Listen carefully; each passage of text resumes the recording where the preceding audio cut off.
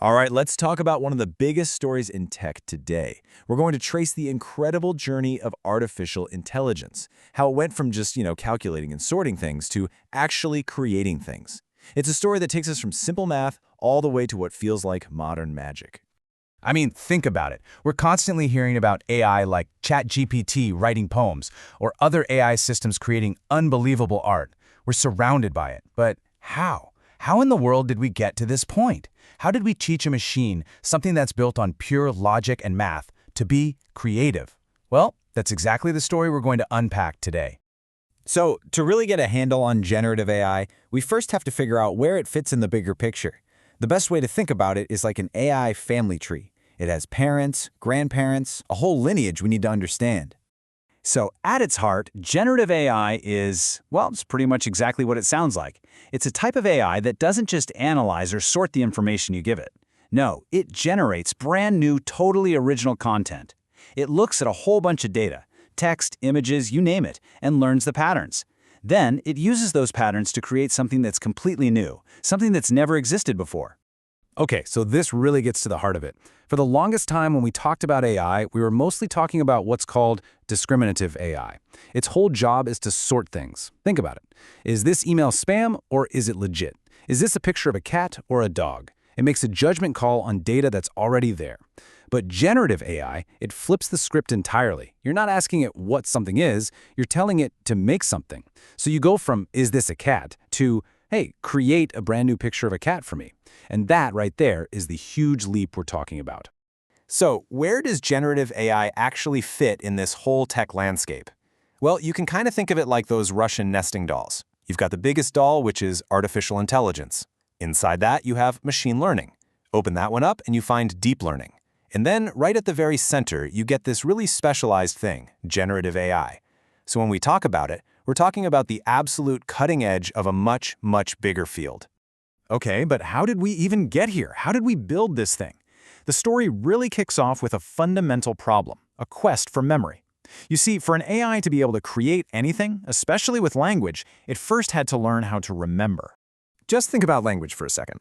The sentence, dog bites man, means something completely different from man bites dog, right? The words are identical, but the order, the sequence, is everything. And for early AI models, this was a gigantic hurdle.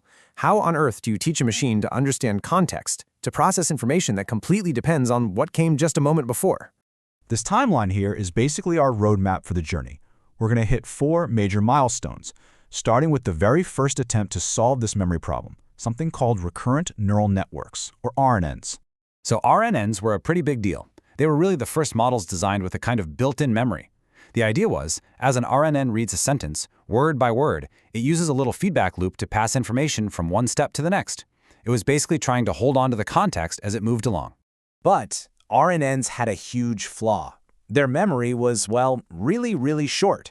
If you gave it a long sentence, by the time it got to the end, it had already forgotten the crucial context from the beginning. This is actually a famous issue called the vanishing gradient problem, and it was a major roadblock. The model's ability to learn from words early in a sentence just vanished.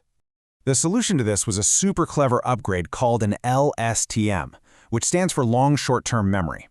Now you can think of an LSTM as an RNN that has a notebook. It has these special things called gates that act like a little manager, deciding, okay, this piece of information is important, let's keep it, and this other stuff, we can forget it. This gave the AI a much, much better long-term memory. LSTMs were a fantastic step forward, a huge improvement. But the next idea, this wasn't just an improvement, this was a complete revolution. It was a concept called attention. The core idea behind attention is actually pretty simple, but it's also absolutely profound. The thinking was, instead of just processing a sentence one word at a time and trying to cram all the important stuff into its memory, what if the model could look at the entire sentence all at once?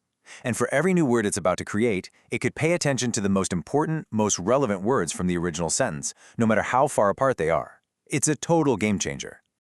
Now this brilliant idea of attention needed a whole new kind of engine to make it work. And that engine was the transformer architecture. Honestly, this is the thing that changed everything. So back in 2018, researchers at Google dropped this bombshell of a paper. The title? Attention is all you need. I mean, talk about a bold claim. But here's the thing. It was true. The transformer architecture they came up with just completely threw out the old, slow, step-by-step method of RNNs and LSTMs. So how does this thing even work? Well, first off, it's way faster because it reads the entire sentence at the same time in parallel. It keeps track of the word order using something called positional encoding so it doesn't get jumbled. And then, here comes the magic. Self-attention. The model literally calculates how relevant every single word is to every other word. It builds this incredibly deep map of context before it even thinks about generating a response. And that transformer architecture wasn't just a better model. It was the key. It was the key that unlocked the door to the era we're in right now, the era of large language models, or LLMs. Yep, this is the tech that powers the tools we all know, like ChatGPT. So what exactly is an LLM? Simply put, it's a model built using that transformer architecture we just talked about.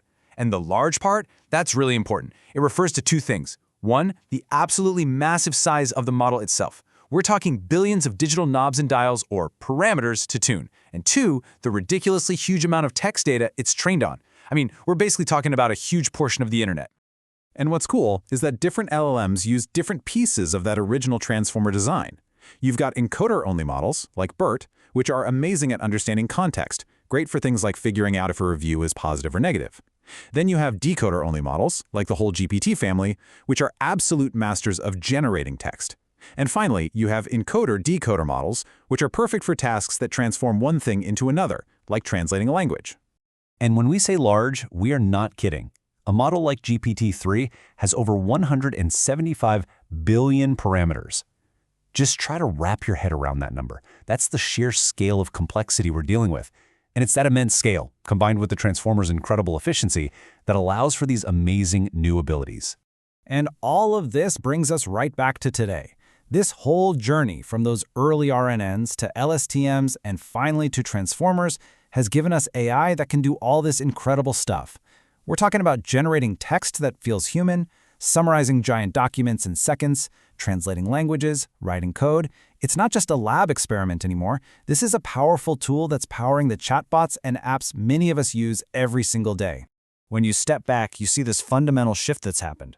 We've literally gone from an AI that could only sort things into boxes to an AI that can now think outside of them, creating brand new images, text, audio, and video from the vast knowledge it's absorbed. And that really leaves us with one big question, doesn't it? The journey to get here has been nothing short of revolutionary, going from simple calculators to complex creators. Now that these unbelievably powerful tools are here, what's next? What are we going to ask them to build?